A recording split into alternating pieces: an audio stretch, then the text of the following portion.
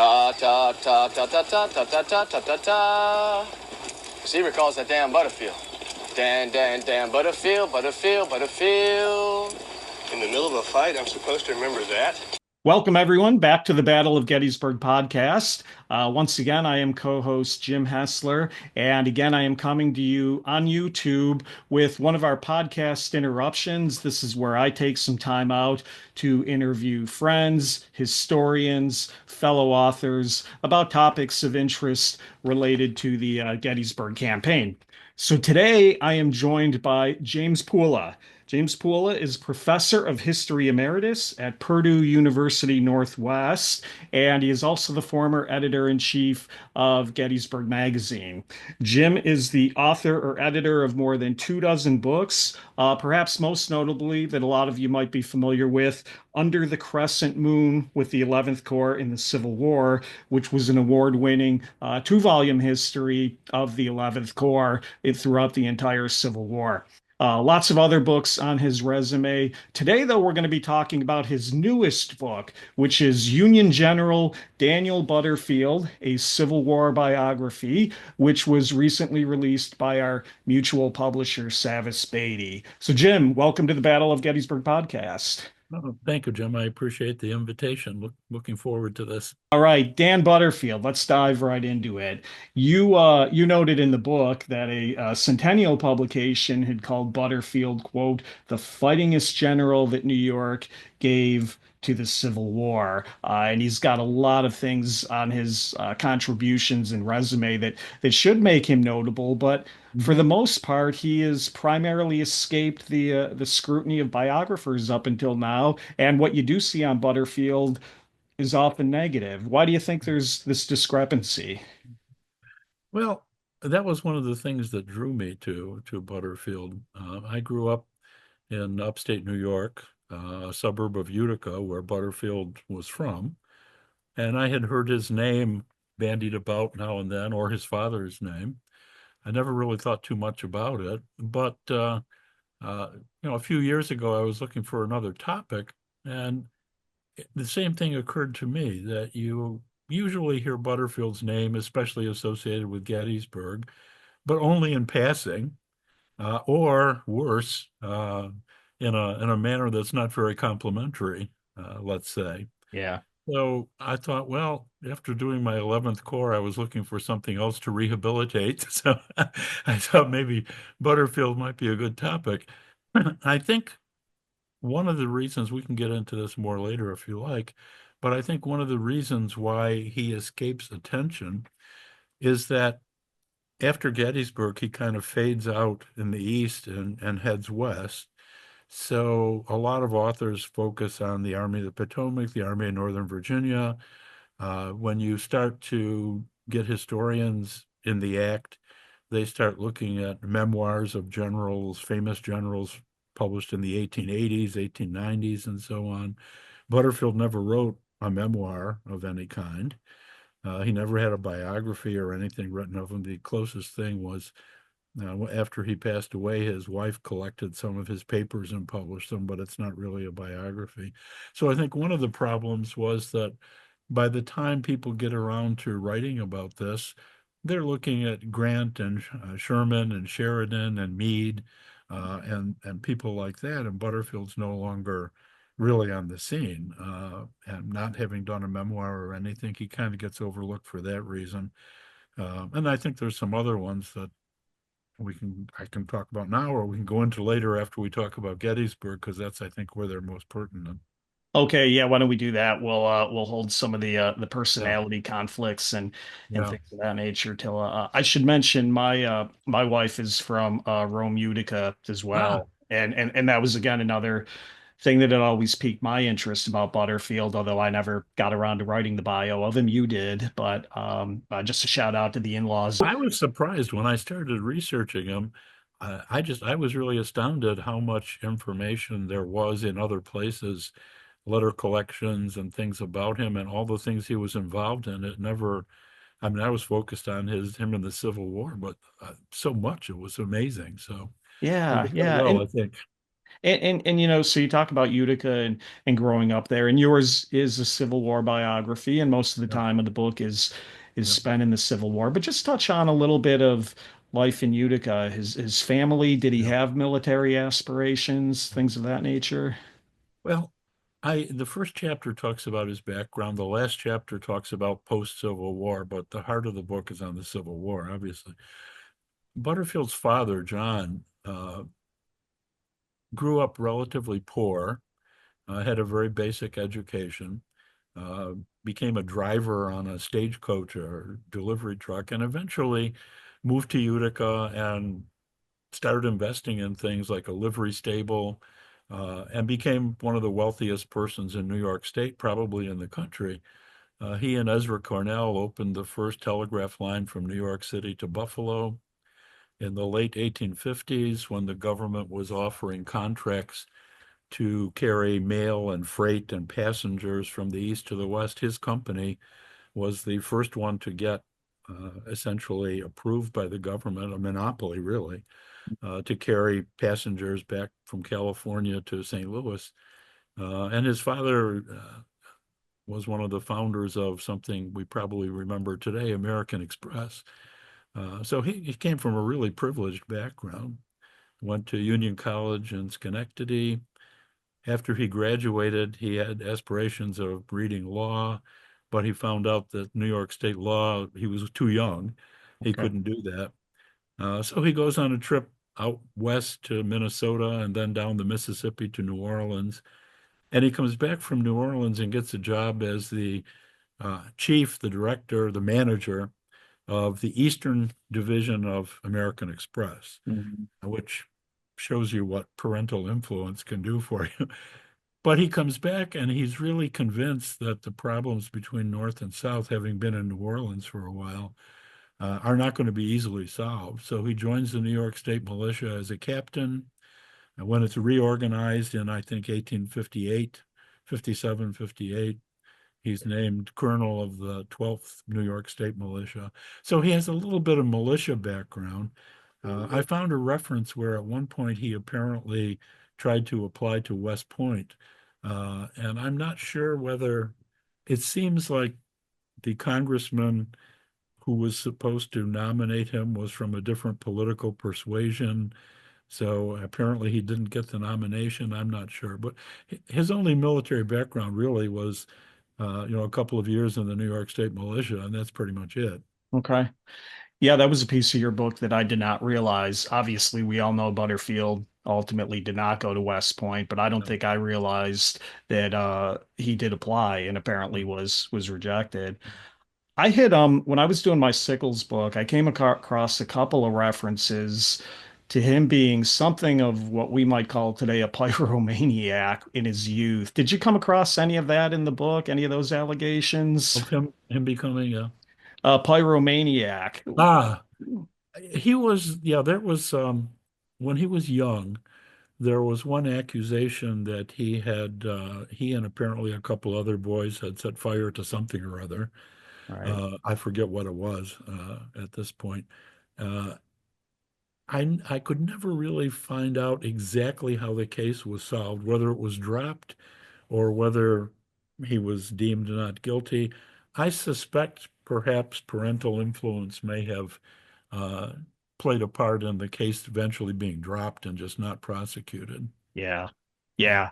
Yeah, that was the likewise I tried to look into it a little bit myself and didn't get very far, but I think there was some implication that, like you said, his prominent father got him off the hook, Yep. Yep. and that sort of thing. So And sent him off to college. yeah, right, right. Get the kid out of the way, sort of Yeah. Yeah. thing. Okay, so he's joined the militia. The Civil War has started here. You want to just touch on a little bit of his early Civil Yeah. War experience and how he rises through the ranks?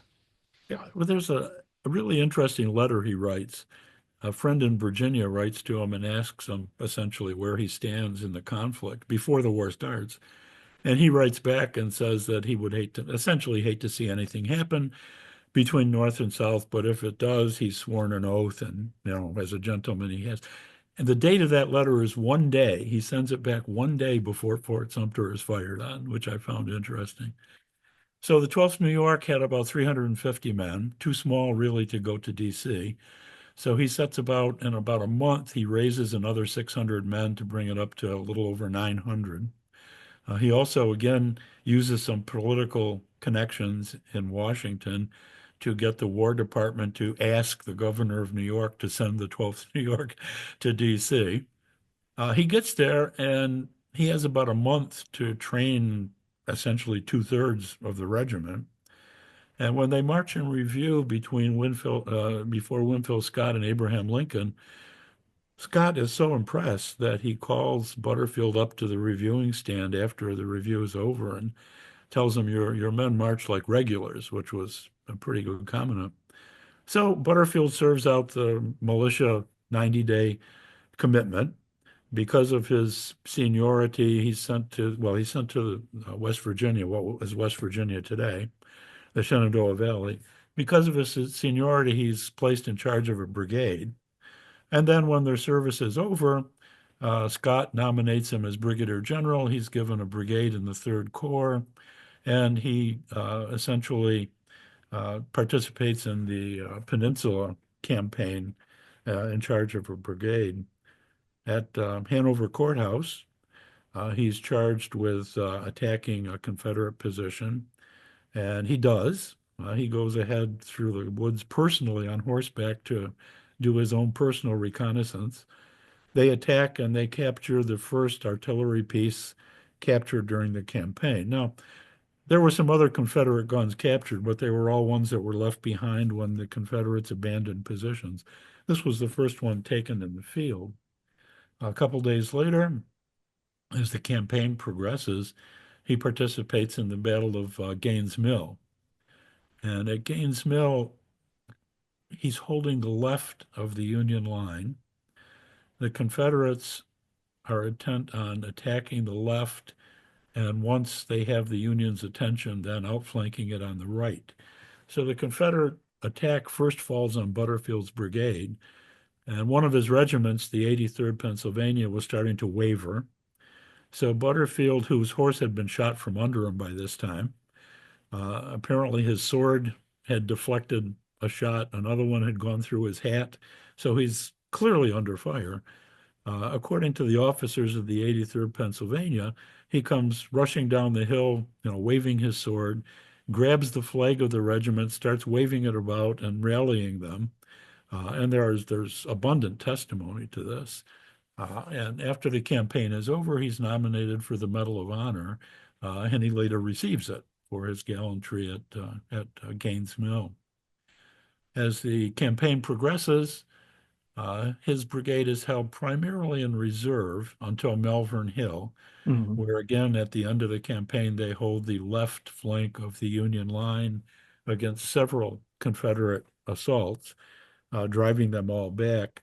And there's an interesting passage. General Marr, who was commanding the Irish Brigade at one point, as the battle was winding down, came up from behind with his brigade as reserves.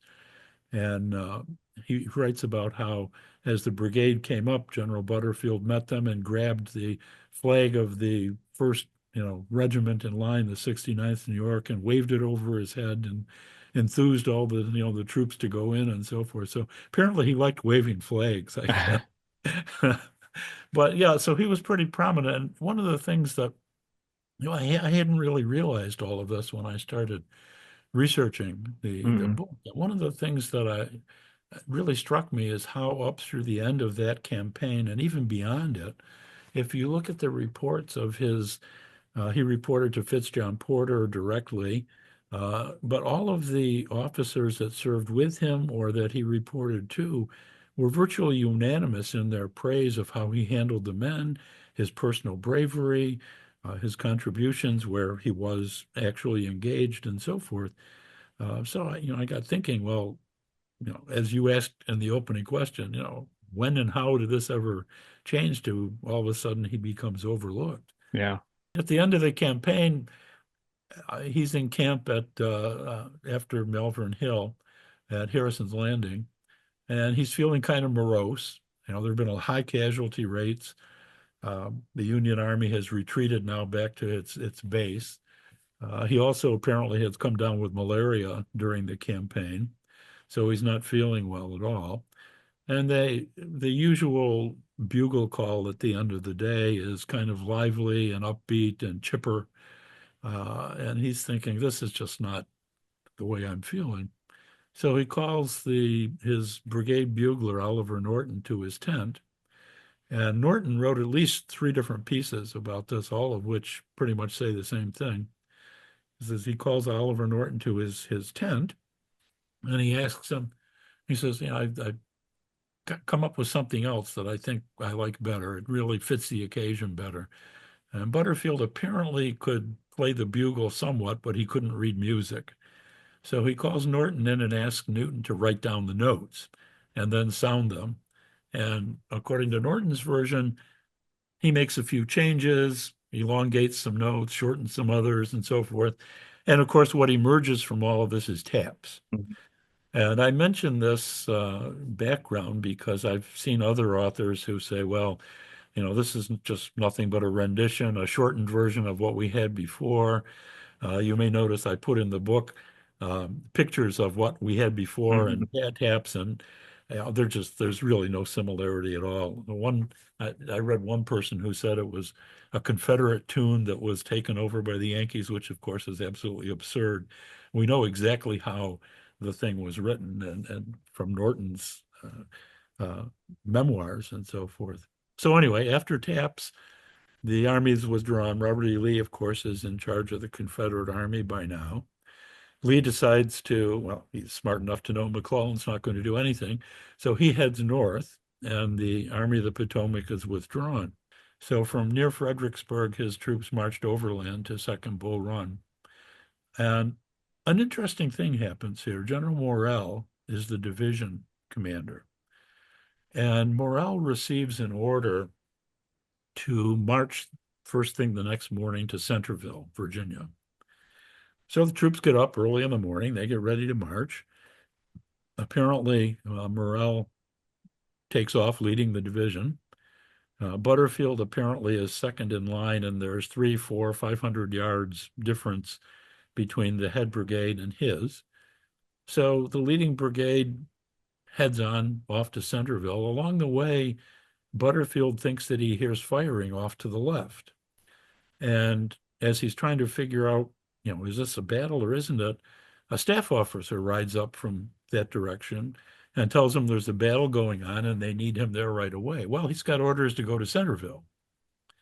So what does he do? Does he follow orders, or does he go to the sound of the guns? Butterfield, on his own authority, decides to turn left and go to the sound of the guns. And the 3rd Brigade following him follows him. Okay. So he ends up in the middle of the Second Battle of Bull Run with the division commander nowhere in sight. He's the senior officer, so he takes over the 2 brigades that are there. They're ordered to attack Lee's position. Butterfield protests. He says, this just, we're not strong enough. This can't be done. But he's ordered to attack anyway, so he does. They get fairly close to the Confederate lines before they're thrown back. And the officers of his brigade, at least 3 of them that I read, all commented on how the brigade was quickly reformed. Well, in this case, the whole division, but he was talking specifically of the brigade was reformed and marched off the field in good order. So he received plaudits and compliments for Second Bull Run. Then Fitzjohn Porter, his corps commander, of course, is court-martialed. And guess who is the senior officer in the Corps? It's Dan Butterfield. So I think, some of the prejudice may be too strong a word, but some of the discomfort, shall we say, that later leads to Butterfield being overlooked. So you've got a whole bunch of West Point trained officers. And a lot of them, even his friends, occasionally refer to him in their letters as that amateur. Yeah. So here's a guy who was an unknown colonel, had been a colonel for a year and a half of the 12th Militia. And a year later, he's heading the 3rd Corps, going into battle at Fredericksburg. God, that's a meteoric rise you can imagine where that raised a few eyebrows among especially the more professional officer corps. So Well, yeah, I was going to say, let's talk about that. So you talk yeah, about his in the book, obviously his ascension to command of the Fifth Corps, and when it raises eyebrows, it raises the eyebrows of one general in particular. You want to yeah, touch on that? yeah, yeah, yeah. At Fredericksburg, he's held in reserve, but after most of the attacks have been made on December 13th, the reserve is sent across. And essentially, it's Butterfield's duty to cover the withdrawal, which he does that night in spectacular fashion, right in, with facing the Confederates and their artillery on Marye's Heights and so forth, without losing a gun, without losing a man, without losing a wagon or anything. And he literally is the last officer to step on the last pontoon that heads to the other shore. After the battle, Meade, General Meade, is in command of a division. Butterfield is in command of a corps. So Meade complains to Ambrose Burnside, commanding the Army of the Potomac. Meade later said he never really complained, but clearly in his own handwriting, his own letters, you see that he went to see Burnside to ask about the situation, as he puts it. How come he has a corps and I only have a division? I outrank him. So Burnside relieves Butterfield and replaces him with Meade. Interestingly, right after this happens, Butterfield shows up at Burnside's headquarters, and Meade is there. So Butterfield invites Meade to Christmas dinner, to have Christmas dinner together. And I've read, Meade writes home to his wife about this dinner and says essentially that at first it was a little awkward, but then after the ice was broken, everything went well. And Meade said I could understand, why he was frustrated. But the tone of his letter is that everything went well. Butterfield wrote home to his wife, and Butterfield essentially said pretty much the same thing, that after the ice was broken, the meal was well, they had a nice talk, and so there's no real hint of animosity there, although Butterfield clearly was mad at Burnside, who he claimed later had promised him that this promotion would be permanent and not temporary. So, whether this sparks the later problems between Meade and Butterfield, I really don't know. I think there's something else in between that may happen as well. Yeah, because as you call out in the book, you talk about this Christmas Eve dinner. Obviously, we Yeah, all know Christmas is end of December, yeah, yet within only a month or two of Meade talking about what a yeah, pleasant dinner we had, Meade is now saying things in letters like Joe Hooker's yeah, intimates are not people I would want to be friends with, Dan Butterfield, Dan Sickles. And yeah, as you say in yeah, the book, we just sort of seem to have that missing link there yeah, yeah, between what happened. yeah. I This is just my surmising. Hmm. Butterfield's career, of course, is essentially rescued by Joe Hooker, who makes him chief of staff when Hooker replaces Burnside. And as chief of staff, of course, he's responsible for relaying Hooker's orders and everything. And I found at least a couple of instances where Butterfield sends orders to Meade or to meet one of Meade's division commanders in particular. And the division commander goes to Meade and complains and said, I can't possibly do this. It was the one I'm thinking of was Butterfield had ordered the division commander to get information. And the division commander tells Meade, well, I can't possibly take my command across the river, we'll be slaughtered. Well, of course, nobody ever asked him to take his command across the river. They were asking for information. Did he have any scouts out and so forth? So Butterfield responds to Meade, essentially telling him that.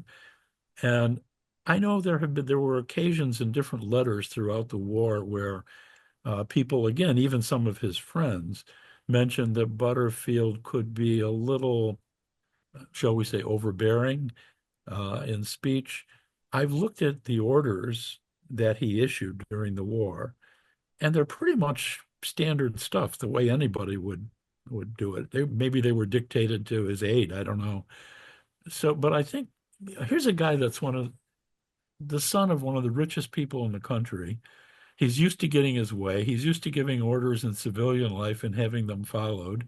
He's in the army. I could see where his personality might be perhaps a little abrupt, especially if people question him. So I'm thinking that maybe, and we know George Meade well, to say he had a short temper, would be an understatement. We know Meade didn't take criticism well. Probably Butterfield didn't either. So I'm thinking that these couple of exchanges that they had may very well have stuck in Meade's craw, so to speak. Yeah, and you touch on it in the book, and you're right. Most of us, when we think of Butterfield as a chief of staff, Butterfield at headquarters, we think of kind of these well-worn anecdotes to the effect of, Butterfield is making himself obnoxious and is hated by all Yeah, and things of that nature. But you counterbalance that in the book with some positive portrayals of yeah, his abilities. yeah. Well, his abilities and positive comments by other people, his subordinates, his equals, his superiors, for the most part, up until Gettysburg, there was almost unanimous praise, except for a couple of outliers here and there. Hmm. Hmm. Yeah, so you think of the Charles Adams quote, which is a popular one, to the Yeah, effect of with Hooker, Butterfield, and Dan Sickles together, headquarters yeah, becomes a combination of barroom and brothel. Again, that's another one that's yeah. repeated a lot. From a personal point of view, is Butterfield the kind of guy that would contribute to a barroom and brothel atmosphere? Womanizer, drinker, all of the above, none of the above? What's he like? Well, not to my knowledge, let's say, Hmm. but let me explain that. Let me qualify that. Okay. Butterfield may very well have been the only general officer during the war who, when he goes off to war, his company, conveniently owned by his father, the board of trustees or board of directors, I guess it was called, voted to continue paying him his full salary during his service. And there are several comments by people about what a good uh, host he was and how he treated people well, and he invited his officers to, Thanksgiving dinner and stuff like that. Well, he had the money; he could afford to do it. Hmm. So, for some people who weren't invited or whatever, that may have raised hackles a little bit. So there was that. On the other hand, he writes a camp and outpost duty, Yeah. which becomes the standard training manual for the entire Union Army by the end of the Civil War. And in it, very clearly, he cautions the officers not to allow their soldiers to drink, especially on the eve of the battle, because while it may temporarily calm their nerves, it has a deleterious effect on them in battle. And so clearly he's arguing against this. And I think as you said, the main thing that's usually held against him is Charles Francis Adams Jr. Adams became a noted historian after the Civil War, so people tend to take him seriously. Um, Interestingly, the same Charles Francis Adams was a captain in the Massachusetts Cavalry Regiment, which, as far as I could find, was nowhere near Army headquarters during the time he was writing this. So it's possible as a staff officer, he may have been sent there on occasion with dispatches or something, but clearly he was not near Army headquarters on Mm. any regular basis. And if you read, I hate to disparage the dead, but if you read Adams' own memoirs, he talks about getting drunk and drinking when he was a young man and being in trouble. And then while he's on duty with the 12th New Massachusetts Cavalry, he talks about every night drinking and having opium to calm his nerves or whatever it was he said. So here's a guy who's admitting to be, drunk and high, and he's commenting on somebody else. It kind of Mm. stretches credulity a little bit, I think. Yeah, it does. And as they often say, that there's more to the story, right, Yeah, than what we often yeah, read in our yeah. our well-repeated sound bites. If you take away his comments, I don't think there's anybody else that I've read that have accused Dan Butterfield or Sickles for being, drunk and disorderly and so forth like that. There's a couple other people who disparaged Marcena Patrick, the provost marshal, complained that Butterfield was always issuing him orders and he didn't like it. And after Gettysburg, when Butterfield goes on convalescent leave, Patrick writes, essentially, oh, that's great. Now I can, run my own shop. And one of the things he complained about was that Butterfield was ordering him to stop, newspaper correspondents and civilians from going back and forth across the Union lines. Okay. Well, wouldn't you think that as provost marshal, wouldn't you think that would be his job to make sure Hmm. that intelligence wasn't be taken back and forth? And he's complaining about Butterfield for ordering him to do what really should have been his job. Right, right. Well, that's actually a great segue. A lot of people might not really be familiar with what does a chief of staff in an army do? What is Butterfield doing? And you touched on intelligence, and intelligence is a topic that you address in the book. Do you want to just tell us a little bit, what is Chief Yeah, of Staff Dan Butterfield doing? he's chief of staff during the Chancellorsville and the Gettysburg campaigns. So essentially, he pretty much does the same service.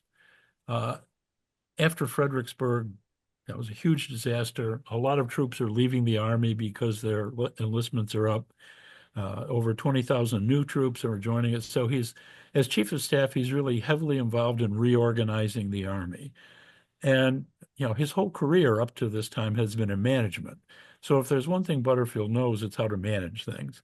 So he's heavily involved in reorganizing the Army of the Potomac. He's the person who comes up with the idea of putting patches on the hats of soldiers to identify them. And I was giving a presentation once, and somebody said, "Well, that's pretty dumb. If you put them on the top of the hat, nobody can see them." Well, of course, officers were on horseback, right? So when you're going along on your horse and you're looking down, you can immediately tell where the soldier is supposed to be. And later, of course, they migrate to shoulders and so forth. But he not only came up with that idea, but he personally approved the designs or personally selected the designs of all of the corps and came up with the idea of making the divisions red, white, and blue so you could tell Mhm. what division they were in. Then when the Army sends the 11th and 12th Corps west in the fall of 63, some of the Western troops say, well, what are these things you're wearing? And Butterfield actually designs the symbol for the 14th Corps, and then they spread throughout the Western Army. So he's really heavily involved in reorganizing the Army. And during the Chancellorsville campaign, as chief of staff, Hooker leads the troops around on an end around. John Sedgwick is commanding the Union troops in Fredericksburg. Butterfield stays at Falmouth as kind of the linchpin between these two different wings of the Army. So he's sending orders from Hooker to Sedgwick. He's sending reports from Sedgwick back to Hooker. He's getting reports, well, he has to coordinate things with the Navy, which is bringing in supplies and so forth by water. He has to coordinate intelligence coming from the Shenandoah Valley. He has to deal with the White House and the War Department in Washington, who are constantly sending telegrams asking him what's up and what's going on. He Mhm. has to manage all of the intelligence. The Army had just formed the Bureau of Military Information. Uh, and so he has to take everything they get, summarize it, send it to the appropriate commands. If he gets information from Sedgwick that Hooker needs, so he really is the linchpin for all of this different communication. And as I point out in the book, despite the disaster of Chancellorsville, I looked in vain and I couldn't find anybody commenting on how poor the communication system was. Okay. It was always something else. After Chancellorsville, he does essentially the same thing because you get 2-year enlistments who are now up and they're leaving the Army. You get thousands of new recruits coming in. So he has to essentially help reorganize the Army of the Potomac yet again. And then as they head north, he does exactly the same kind of service. You've got 90,000 troops heading north, following in pursuit of Lee's army. If you stretch 90,000 troops out with all of their baggage and equipment and everything else on a single road, they'd be halfway across the state of Virginia. So one of the things he has to do is to figure out how we're going to get all these people moving quickly. They clearly cannot all go on the same road. So you have to find alternate routes. You have to make sure those routes don't cross somewhere where you're going to get a big bottleneck. You have to make sure that there are bridges that can accommodate artillery pieces and heavy wagons. You have to make sure that at this particular point in the year that the fords are actually fordable and the water isn't too high. And then as the campaign unfolds, Butterfield's headquarters is in motion. Every day they're at a different location. Every corps headquarters, every division headquarters, every brigade headquarters are moving almost every single day. So Butterfield has to coordinate, it's like a giant ballet. Right. He has to know where every one of these headquarters are or are supposed to be on any given day. He has to make sure they know where Army headquarters is going to be. If he sends out orders, he has to make sure that they're sent by a relatively safe route, one that's less likely to be interdicted by Confederate cavalry or whatever, so that the orders are captured. There's just a myriad of things that he has to take care of. One of the things that he does is to send 2 Signal Corps officers to every Corps headquarters, one adept with flags and the other with telegraphy. And the historian Souros mentioned that this was really the first step that was taken to form a modern communication link in the Army of the Potomac, and then, of course, later on armies. So Butterfield is really responsible for moving this entire army off in pursuit of Lee. Obviously, Hooker is giving orders, Right. but it's up to Butterfield to implement these things and make sure it actually works. And even after Meade takes over, General Meade and a couple of the other Union Army generals at the time commented that after the transfer in command, the Army continued to move on as it had been before, and it was relatively well closed up. So obviously he did a pretty good job. Yeah. Okay. It's a lot of great points there. You touched on Meade taking command. Let's just rewind a few days before that, before we go more into Meade as commander, because late June, I think it's June 24th or so, Butterfield is sent by Hooker on an assignment to Washington and Baltimore.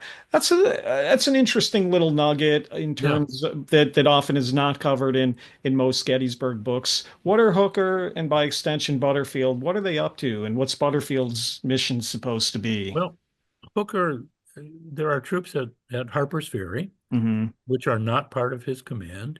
There are troops in Baltimore and D.C. that are not part of his command. There's some other smaller commands around southern Pennsylvania that are not part of his command. So essentially, he was sending Butterfield to D.C.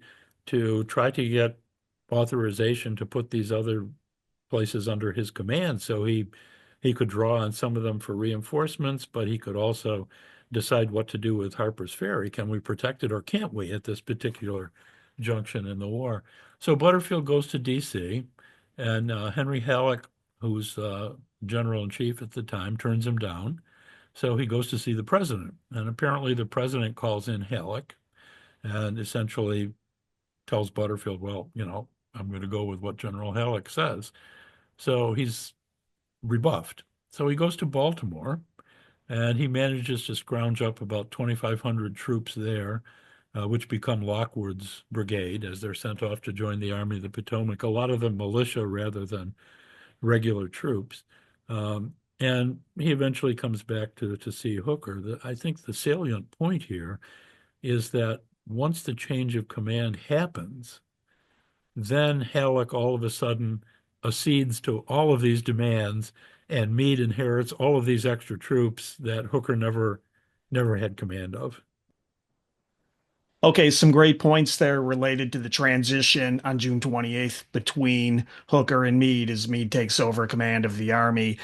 One thing you mentioned there, obviously, then the garrison at Harper's Ferry and the idea that they're not placed under Hooker's command, but they are given to Meade.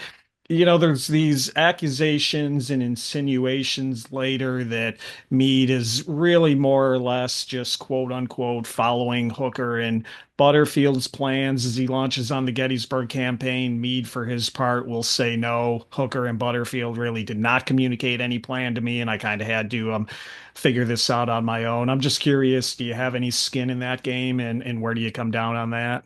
Yeah. Well, when the change is announced, Hooker stays around long enough to see Meade. From everything I read, doesn't really impart very much information to him, and then leaves.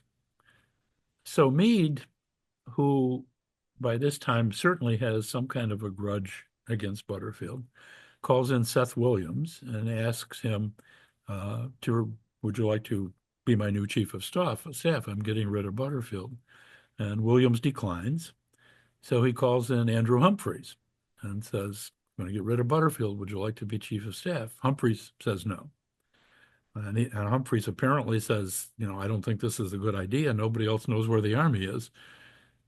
So he calls in Gouverneur Warren and says, would you like to be chief of staff? Warren turns him down and reiterates what Humphreys says, that, you really ought to keep Butterfield. So reluctantly, he keeps Butterfield, and it's Butterfield that really informs him on where the army is and what the intent was. And the intent is simply to follow north and try to draw Lee's attention to the army and meet him in battle and defeat him. So obviously Lee is ahead and they're trying to catch up. So obviously the game plan is catch up at this point. And sure, the army marched along pretty much as it had before the change of command because, what are you going to do? Are you going to stop and head south or something? That didn't make any sense. Apparently, and I found at least two references to this, one of them by Abner Doubleday. Apparently, when Meade took over, he wanted to have a general grand review before proceeding any farther. And I guess he was talked out of that by Butterfield and a couple of other generals saying, we can't pause to have a review now. Lee is up in Pennsylvania doing something. So that's the only thing I found that might have suggested that, Meade had another plan, but clearly, whoever was commanding general, their main priority would have had to been to chase Lee at that point. So I think that's what happened. Okay, yeah, fair enough. So now as we get into June 30th and July 1st, of course, the drawing up and the eventual issuance of the quote unquote Pipe Creek Circular is going to create some problems, certainly in the historiography, and I want to make sure we come to that.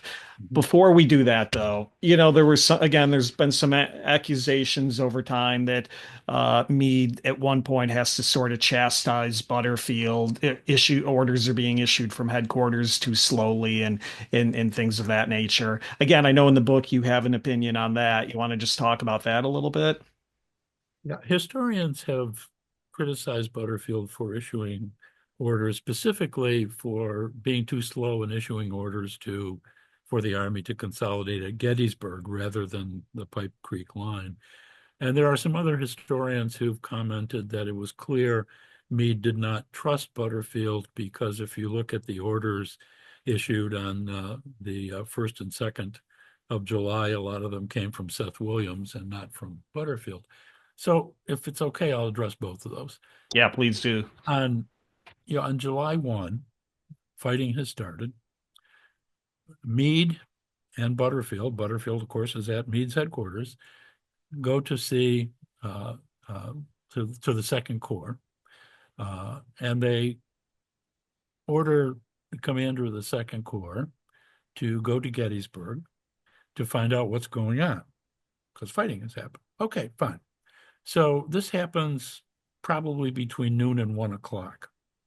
So clearly, between noon and 1 o'clock, Meade has not made any decision to concentrate at Gettysburg. Later on in the afternoon, he gets a report, which is dated 5:25, I think it was, p.m. And this is from Winfield Scott Hancock, who he had sent to Gettysburg. So by the time it gets to Meade, say an hour and a half later, that's 6:30, 7 o'clock at night. And after he receives that report, Meade then leaves to go to Gettysburg himself to assess the situation and see whether they're going to fight there. So this is all of July 1. So by the end of July 1, Meade had not made a definite decision to concentrate at Gettysburg yet.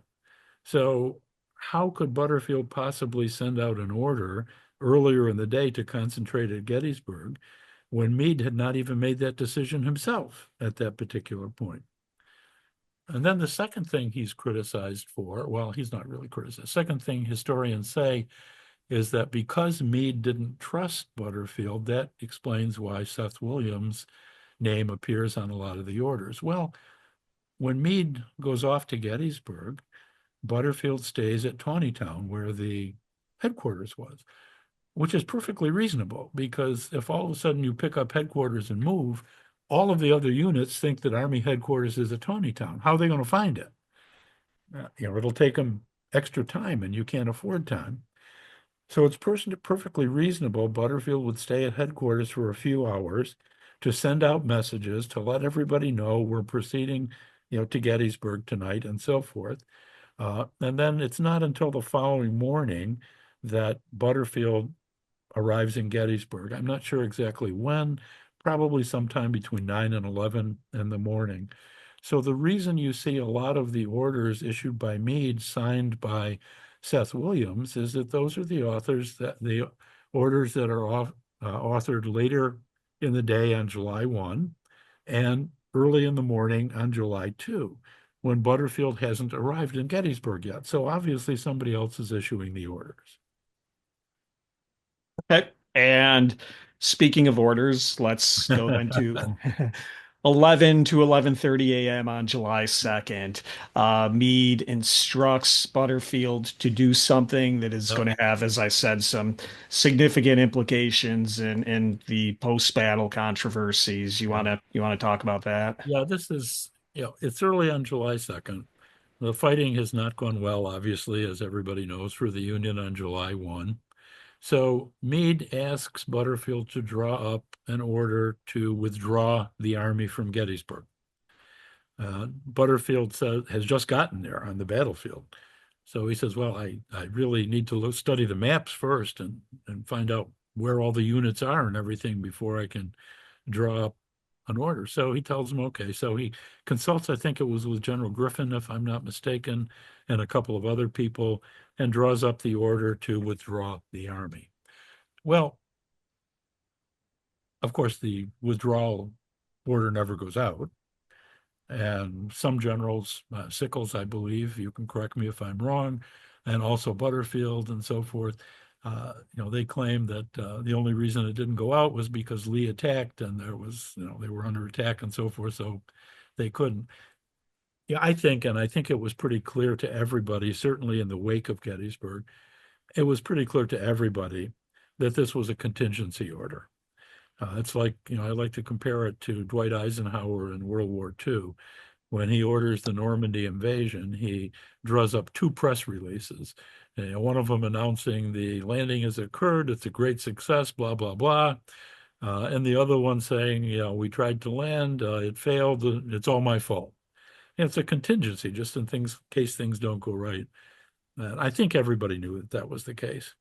But following Gettysburg, when the Congress establishes a committee to investigate the conduct of the war, one of the people that they call on to testify is Butterfield.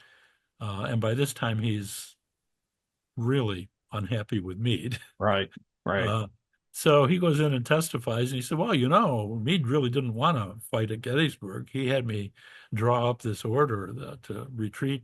And he said, if you don't believe me, and he gives the names of one or two other generals who saw the order, he said, they can verify. He wanted to retreat, but, it's only because of, the rest of us that he didn't do that, which, of course, didn't make Meade very happy. didn't make any of Meade's partisans very happy, Right. and never the twain shall meet after that, shall we say. So I think this is Butterfield. His ego again was hurt. We can go into that if you like. It's his way of kind of getting back at Meade for ditching him after Gettysburg. Yeah, I think overall, this is a very favorable biography portrayal of Butterfield. But this may be one of the blights on him. Yeah. You touch on it in the book, and you just said it to the effect of some anger, some resentment, some hurt feelings. At Yeah. the end of the day, do you generally agree with, at least on this part, the traditional historical notion that Butterfield is testifying that it was a retreat, even though he probably knew damn well Yeah. it wasn't really a Yeah. retreat. I mean, he knew it was a contingency order. I'm convinced he knew that. Okay. After Gettysburg, well, you know, uh, Butterfield is hit by part of a Confederate shell and goes off on convalescent leave. And while the campaign is still going on, Meade sends Butterfield a letter, telling him essentially, thank you so much. I never could have gotten through all this without your help, He does. blah, blah, blah, et cetera, et cetera. And then the next thing Butterfield knows, all of a sudden he's relieved and Andrew Humphreys is the chief of staff. So Butterfield writes to Meade and essentially says, what's up? Should I come back to the army when I'm recuperated? And at first, Meade replies very gently, but then Butterfield presses the issue and says, well, should I come to the army or not? And at that point, Meade gets a little obstreperous and essentially says, well, why don't you just go to Washington and see what they wanted to do with Right. you? So Butterfield, he thinks he's the commander of the Fifth Corps, and he gets dumped unceremoniously, despite all of the good reports about him up to that point. Now, in Meade's own words, Butterfield's done a great job, and all of a sudden he finds himself dumped again. I'm not trying to justify what he did, but he certainly did this in anger. Right. And he was wrong because everybody knew it was not a real order. It was just in case circumstances developed where it had to be issued. Right. Right. Fair enough. And I don't think many people would argue with that. Sometimes we get accused of being apologists for Sickles on that front as well. Yeah. And, we're not making excuses, but we're historians. We're trying to understand, why do they do things? What are the motives? Yep. And sometimes people still like to clutch their pearls over this stuff. Yeah. But Yeah. as you said, you're acknowledging that, he probably Yeah. knew it for what it was, a contingency order. Well, he's human. Yeah. We all have Yeah. frailties. We all Yeah. have pluses. We all have minuses. Yeah. And the pluses and minuses make these guys more interesting to study.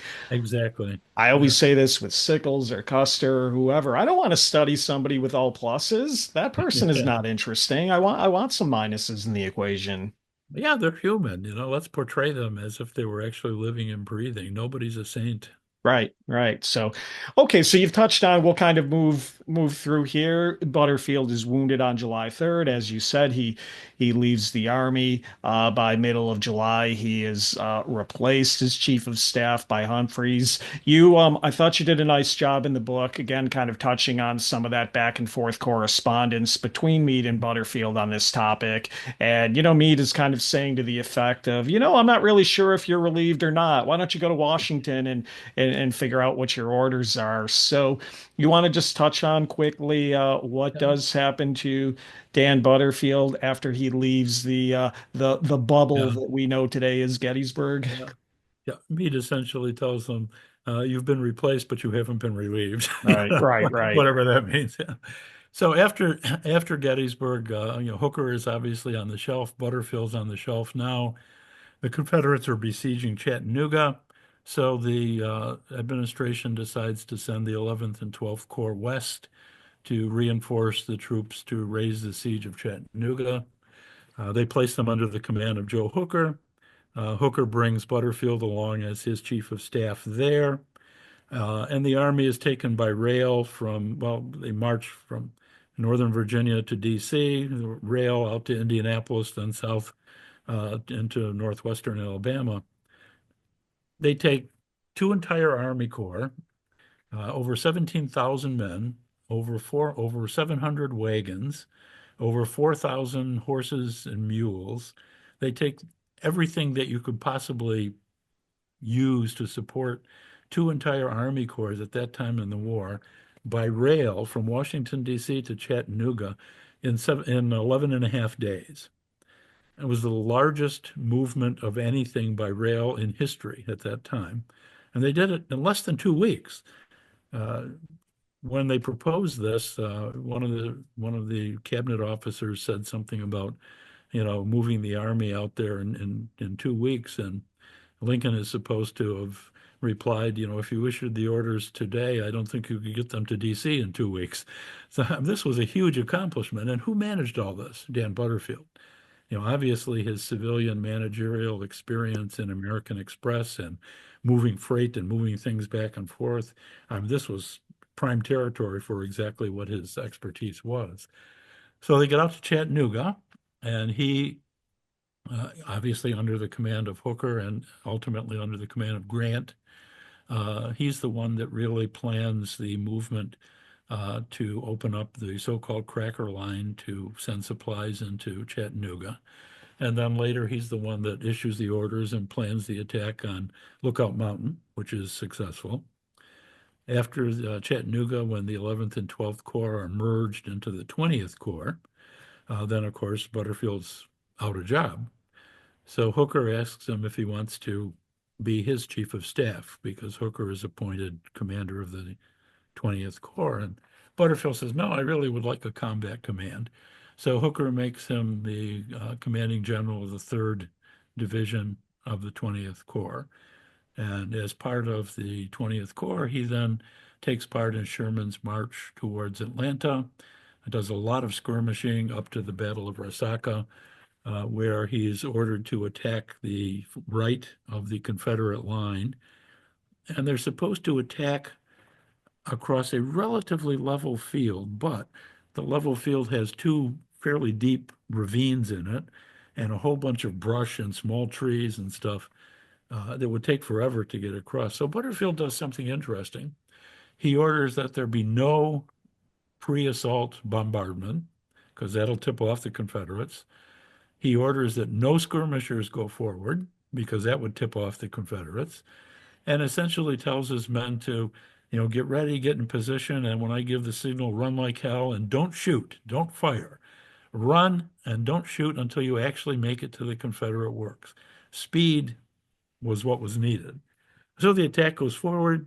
They overwhelm the first line of Confederate defenses, capture a 4-gun battery along with its colors, and then drag off the 4 guns as trophies of war, shall we say.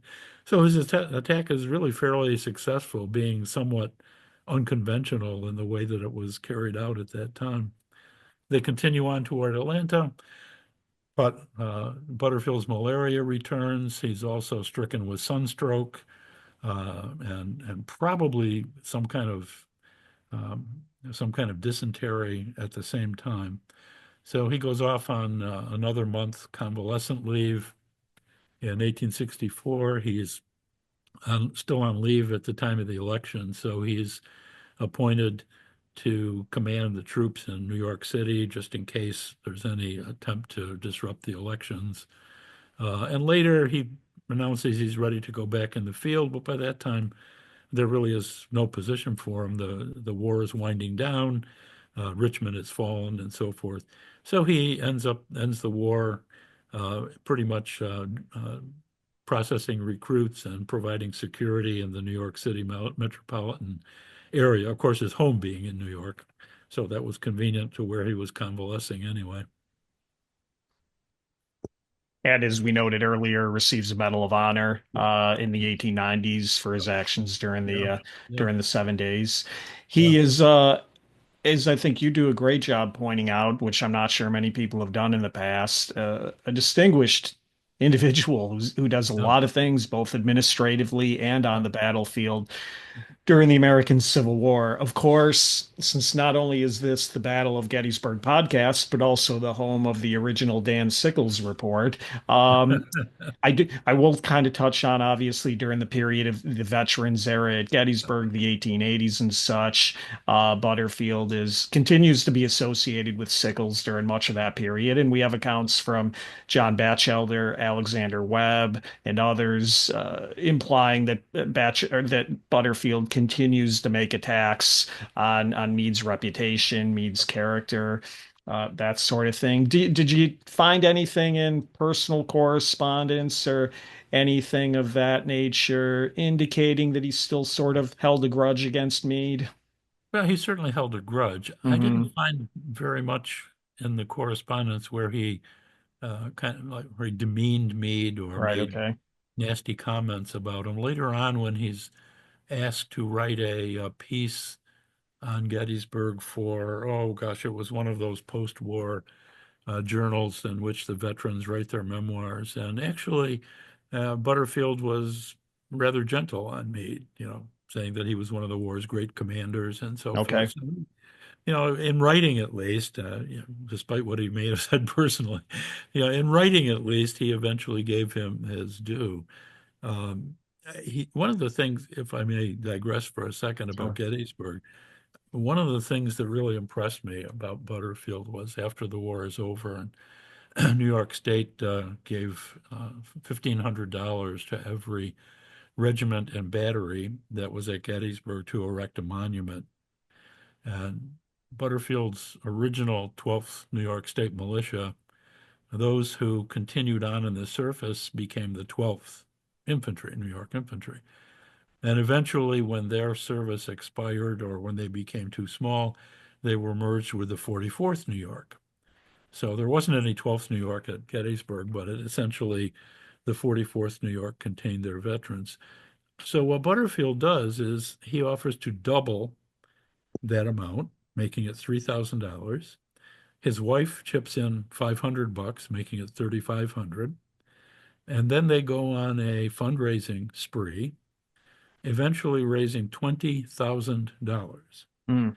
So when you go to Gettysburg and you go up on Little Round Top and you see this enormous castle-like thing, it's the monument to the 12th and 44th New York. Butterfield did this on the condition that if he donated all of this money, every name of every soldier from the new 44th New York who was actually at Gettysburg would appear on that monument. And they do on plaques inside the monument. $20,000 today doesn't seem like very much, but there has been a little inflation since Right. then. Right. And I checked just a few days ago, and if memory serves me correctly, I didn't write this down, but I think $20,000 in 2024 currency would be something like $768,000. Wow. Wow. So that was a hell of a lot of money. And he donated that to recognize the individual soldiers in what had been his original regiment at the beginning of the war. And then he donates out of his own pocket money to erect a memorial to the Fifth Corps at Fredericksburg. Okay. How many generals do you know that pay for a monument to the troops out of their own pocket, much less on a battlefield where the Union lost? Yeah. I Yeah. think that says a lot about his character. Yeah, it's interesting. Put his money where his mouth is, so to speak. Exactly. But certainly, Exactly. Yep. certainly an aspect of his character that we Mhm. almost never read about when we read about Dan Butterfield. Yep. Okay, so speaking of big monuments and big castles, we got to fast forward to Ah, his yes. death here. One of the most commonly asked questions: how and why does he get such a big memorial at West Point? Well, before he passed away, I think in 1901, and a few months before he passed away, he suffered a stroke. And he asked his wife if she could ask for him if he could be buried at West Point. Because at that time, I'm not sure what the rule is now, but at that time, you could not be buried at West Point if you were not a West Point graduate.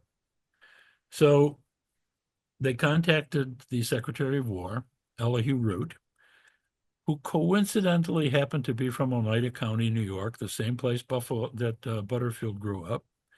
And he said, yeah, sure, fine, okay with me, but you should check with the superintendent to make sure. So they checked with the superintendent of West Point, who just happened to be from upstate New York also. Okay. So immediately, both of them approved. I'm not saying there was any hanky-panky, but you can draw your own conclusions. Go Bills. Can we do one of those? But all right. Yeah. All right. So he was able to be buried at West Point, and then, of course, paid for this enormous memorial to himself there, which really, outshines almost every other memorial in the place. It's huge. Yeah, absolutely. And so we could continue to go on. The YouTube numbers say you want to kind of cut it off at an hour or so when people's attentions start to. I have a million more questions I could ask you. Maybe in closing and circling back to some of what we spoke about at the beginning, but how do you think Dan Butterfield should be remembered by Civil War enthusiasts today? Well, I think, obviously receiving the Medal of Honor deserves note, but I think his biggest contributions really, whether it was as chief of staff or, as a general officer in charge of a division or a brigade, what he learned in his early career, managing American Express, moving things back and forth, moving troops back and forth, moving freight, because, an army isn't just troops, it's wagons, Right. it's guns, it's, supplies, making sure that supplies show up in the amount and at the place where they're needed when they're supposed to be there. I think that kind of management expertise really is what distinguished him from a lot of other general officers, and especially as chief of staff, where he had a chance to implement changes for the whole army. One I didn't mention, he suggested before Chancellorsville that the army ought to get rid of a lot of the wagons and just carry extra ammunition and stuff on mules. And he was ridiculed by West Point generals. And this, of course, is exactly what the British had done in the Crimean War, and it worked out pretty well. And at Chancellorsville, actually, Hooker's wing that went to outflank Lee's position, there was considerably fewer wagons and considerably more mules. So he actually started to implement that at that point. Now, obviously, you can't carry everything on mules, but his point was, if you want to move fast, let's get the essential stuff like ammunition and medical supplies out there on mules. The wagons with the other stuff can catch up later, which I thought was a pretty good idea, really far ahead of its time at that point. All right. Thank you. Jim Pula, the book, Union General Daniel Butterfield, a Civil War Biography, published by Savas Beatty, available everywhere I'm sure fine books are sold. Jim, do you have a website or anything? Can people buy direct from you? I don't know. Okay. No. Okay. Well, then, folks, I have an email address, but no website. Yeah. Very good. All right, folks. Well, then you might want to contact Jim Schmick at Civil War and More, who is a big friend of the podcast, or buy direct from Savas Beatty, the publisher. Again, anywhere books are sold. Jim, I really want to thank you for doing this. I hope people who have stuck with us on this have learned a lot about Dan Butterfield. I know I did by reading the book. I felt like I knew Butterfield, but your book gave me a much, much greater appreciation for some of the aspects that, as we've said, we don't often read about. And thank you for taking the time to join me today. Thank you for your kind comments, and most of all for the invitation to talk with you and your audience. I appreciate it very much. Okay, folks. Battle of Gettysburg Podcast on YouTube. Thanks for tuning in, and we will talk to you all soon. Ta ta ta ta ta ta ta ta ta ta ta ta. He recalls that Dan Butterfield. Dan Butterfield. In the middle of a fight, I'm supposed to remember that?